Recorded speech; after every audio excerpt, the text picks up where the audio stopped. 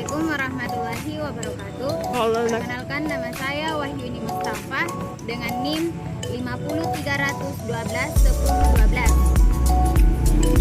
dari jurusan Pengembangan Masyarakat Islam, Fakultas Dakwah dan Komunikasi, Universitas Islam Negeri Al-Uqid Makassar. Baiklah, pada kesempatan kali ini saya akan memaparkan sebuah materi yang berjudul Kunci Keberhasilan Kinerja Fasilitator dan Peran Fasilitator serta Partisipasi Masyarakat dalam Program Pengembangan Masyarakat. Masyarakat setiap tahunnya pasti mengalami pertumbuhan dan perkembangan jumlah penduduk. Hal tersebut wajar pada setiap waktu dan perubahan zaman. Banyak hal yang terkait dengan pengembangan ini. Tahap perkembangan masyarakat dalam sejarahnya pertama kali ada di negara Amerika pada tahun 1865 sampai dengan 1914. Pada periode ini menjadi dua kategori, yakni kategori pertama aktivitas yang dilakukan oleh individu dan yang kedua adalah aktivitas yang dilakukan oleh organisasi sosial kemasyarakatan. Baiklah, kita masuk kepada pembahasan. Bagian A, kunci keberhasilan pengembangan masyarakat.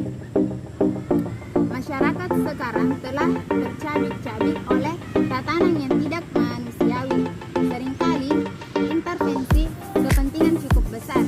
Bagaimana menyikapinya? Pengembangan komunitas masyarakat miskin atau komunitas apapun tidak lepas dari konsep, strategi, dan implementasi bersama masyarakat di lapangan. Bagaimana asas pengembangan komunitas yang harus dijadikan mainstream kita sangat berpengaruh. Kunci keberhasilan pengembangan masyarakat itu yang pertama, demokratis. Pengambilan proses keputusan di tingkat oleh masyarakat harus melibatkan seluruh anggota masyarakat secara partisipasi, terlibat untuk menentukan.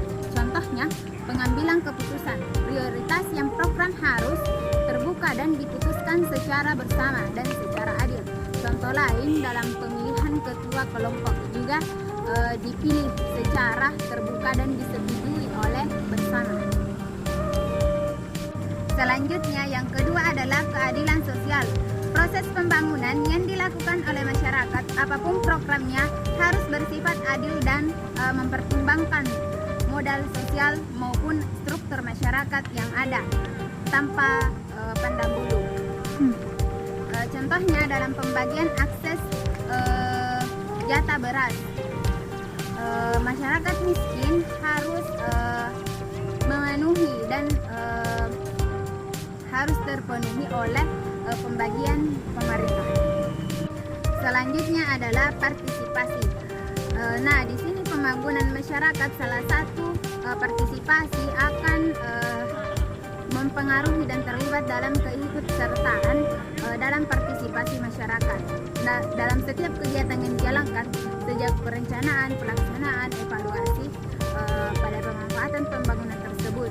Nah, di sini salah satu kunci keberhasilan tersebut adalah partisipasi. Baiklah, selanjutnya kinerja fasilitator pengembangan masyarakat. Nah, bagian pertama itu sebelum saya menjelaskan kinerja fasilitator pengembangan masyarakat, saya akan menjelaskan pengertian dari kinerja dan fasilitator. Nah, kinerja di sini berasal dari kata job performance atau actual performance yang berarti prestasi kerja atau profesi sesungguhnya yang dicapai oleh seseorang. Pengertian kinerja adalah hasil kerja secara kualitas dan kuantitas yang dicapai oleh seseorang, baik itu pegawai, dalam melaksanakan fungsinya sesuai dengan tanggung jawab yang diberikan kepadanya. Selanjutnya, fasilitator. Nah, di sini fasilitator adalah seseorang yang memfasilitasi sebuah baik itu pelatihan yang dimiliki peran untuk membantu memudahkan peserta dalam memahami isi ataupun materi pelatih. Nah, program pengembangan masyarakat membutuhkan fasilitator yang mempunyai dalam pelaksanaannya. Nah, kehadiran fasilitator menjadi kunci dan keberhasilan dalam setiap program masyarakat. partisipasi masyarakat dalam program pengembangan pemerintah kebanyakan terjadi atas keputusan perintah dan kontrol pihak luar. Oleh karena itu, fasilitator menjadi penting sebagai enabler bagi masyarakat sehingga dapat berperan penting dalam pengambilan keputusan.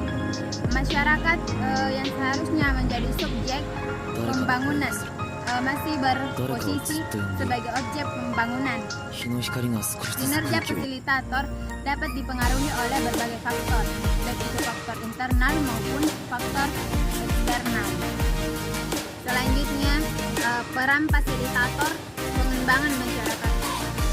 Nah, seorang fasilitator atau pendamping sangat strategis untuk berfungsi sebagai advokator yang berperan sebagai ujung tombak bagi perlindungan, pembelaan, dan penyelamatan hak-hak masyarakat atau kelompok, baik itu kelompok tani. Sebagai advokator, seorang pendamping harus berperan dalam menyadarkan masyarakat terhadap hak-hak dan kewajiban mereka, membantu masyarakat untuk menulis laporan tentang perilaku-perilaku ilegal, serta membantu masyarakat melakukan tekanan pada pihak lain agar masalah-masalah yang mereka hadapi dapat terselesaikan, baik itu sosial maupun lingkungan. Nah, sebagai advokator yang baik, seorang pendamping tidak boleh bertindak secara frontal dan membabi buta. Misalnya, secara sepihak mempublikasikan gejala tersebut ke khalayak ramai dan berbagai media massa untuk mempermalukan atau menjatuhkan pihak-pihak tertentu, karena sesungguhnya cara-cara itu kurang elegan, bahkan tidak efektif dalam penyelamatan hak-hak masyarakat. Tetapi secara profesional, seorang fasilitator atau pendamping harus melakukan tindakan langsung sebagai langkah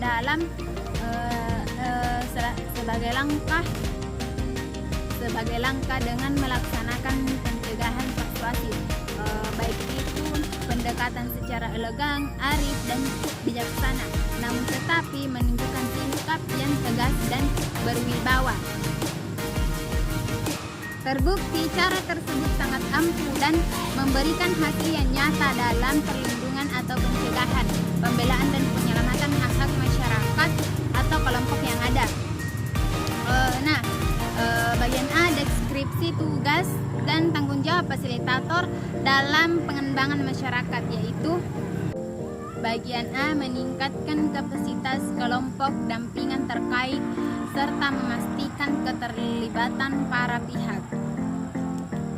Selanjutnya, memotivasi masyarakat untuk berpartisipasi dalam seluruh kegiatan, baik itu kegiatan berkoordinasi dengan PT, kementerian, lembaga, dan SKPD atau pendamping terkait dengan pelaksanaan kegiatan tersebut.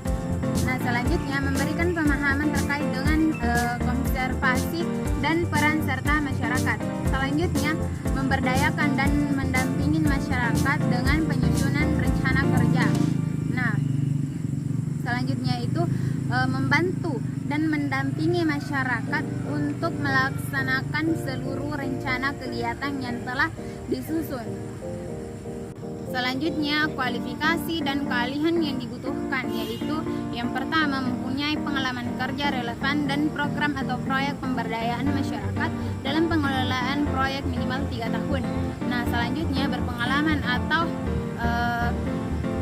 memiliki keterampilan dalam pemberdayaan masyarakat, pendamping, kerja sosial, serta pengorganisasian masyarakat tersebut. Nah, selanjutnya, berpengalaman memfasilitasi perencanaan program atau proyek pembangunan desa.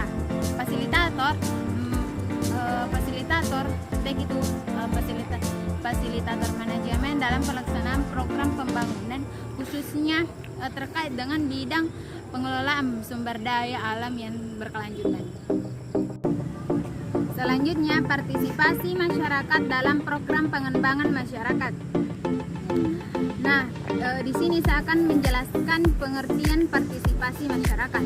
Nah, partisipasi masyarakat merupakan proses di mana seluruh pihak masyarakat dalam pembentukan dan terlibat dalam seluruh instansi pembangunan. Dalam buku Pemberdayaan Masyarakat pada tahun 2010 karya Suryana, nah, dia menjelaskan bahwa partisipasi masyarakat adalah suatu keterlibatan masyarakat di semua tahapan proses pengembangan yang ada dalam suatu kelompok masyarakat. Nah, pentingnya partisipasi masyarakat dalam suatu program pembangunan karena anggota masyarakat yang sangat mengetahui sepenuhnya tentang permasalahan mereka, seperti keadaan lingkungan sosial ekonomi masyarakat, membantu menganalisis sebab akibat, membantu merumuskan sosial untuk mengatasi permasalahan dan kendala yang dihadapi oleh masyarakat. Nah, selanjutnya membantu memanfaatkan sumber daya pembangunan yang dimiliki oleh masyarakat untuk meningkatkan produktivitas dan dalam pembangunan. Adapun bentuk-bentuk partisipasi masyarakat. Nah, di sini bentuk-bentuk partisipasi masyarakat dalam pemberdayaan dan pembangunan yaitu bentuk bagian dari keikutsertaan masyarakat dalam program pemberdayaan untuk mencapai tujuan yang ditetapkan. Nah, di sini partisipasi terdiri dari partisipasi tenaga. Nah, partisipasi tenaga ini adalah partisipasi yang dilakukan oleh masyarakat dengan memberikan sumbangan tenaga, baik itu sumbangan partisipasi tersebut. Nah, selanjutnya adalah partisipasi harta. Nah, di sini masyarakat sangat berperan dalam memberikan sumbangan seperti pakaian, uang, dan kebutuhan lainnya. Adapun tahapan pelaksanaan partisipasi masyarakat. Nah, tahapan pelaksanaan adalah suatu proses kegiatan yang berawal dari implementasi awal, implementasi akhir. Nah, bentuk-bentuk partisipasi masyarakat dapat dilihat dari tahapan pelaksanaan tersebut. Nah, tahapan tersebut terdiri dari tahap perencanaan. Dalam tahap ini, partisipasi masyarakat dapat diketahui oleh keaktifan menghadiri sosial, musyawarah, penyuluhan, dan pelatihan yang dilakukan oleh pemerintah desa. Dalam tahapan perencanaan tersebut, masyarakat juga ikut serta dalam menyumbangkan pikiran. Hal ini terjadi karena terbentuknya organisasi ketingkatan dalam program partisipasi masyarakat tersebut. Selanjutnya adalah tahap pelaksanaan. Nah, dalam tahap ini partisipasi masyarakat dapat diketahui melalui keikutsertaan masyarakat dalam menciptakan lingkungan yang bersih. Selanjutnya adalah tahap penilaian. Dalam tahap ini keterlibatan masyarakat dalam menilai sejauh mana pelaksanaan pembangunan sesuai dengan rencana tersebut, serta sejauh mana hasil dari pembangunan tersebut dalam pemenuhan kebutuhan masyarakat. Selanjutnya kita masuk pada pembahasan faktor-faktor yang mempengaruhi partisipasi masyarakat. Nah, di sini terdapat beberapa faktor yang mempengaruhi partisipasi masyarakat dalam pelaksanaan program pemberdayaan tersebut. Nah, terdiri dari komitmen anggota masyarakat terdapat pembangunan partisipasi. Nah, di sini partisipasi baik itu partisipasi rasa kuat, rasa kebersamaan, kesadaran, dan keikhlasan anggota masyarakat yang tinggi. Selanjutnya, sarana untuk menunjang pembangunan partisipasi. Pada program kegiatan pembangunan, partisipasi adalah suatu sesuai dengan kebutuhan masyarakat setempat. Nah, sedangkan faktor-faktor penghambat meliputi sosialisasi mengenai partisipasi yang belum dilakukan kepada seluruh kelompok tersebut. Baiklah, itulah tadi pemaparan materi yang sempat saya sampaikan. Nah, di sini saya akan memberikan kesimpulan bahwa pengembangan masyarakat adalah suatu proses dalam menguatkan masyarakat dengan cara yang aktif dan berkelanjutan berdasarkan prinsip yang berlaku. Nah, prinsip yang digunakan antara lain prinsip keadilan sosial, partisipasi, dan kerjasama yang setara. Nah, nilai sosial yang dikembangkan dalam masyarakat adalah nilai keadilan, kesetaraan, Keempatan, partisipasi, pemilihan, akuntabilisasi, kerjasama, dan proses belajar yang berkelanjutan. Baiklah, itulah yang sempat saya sampaikan.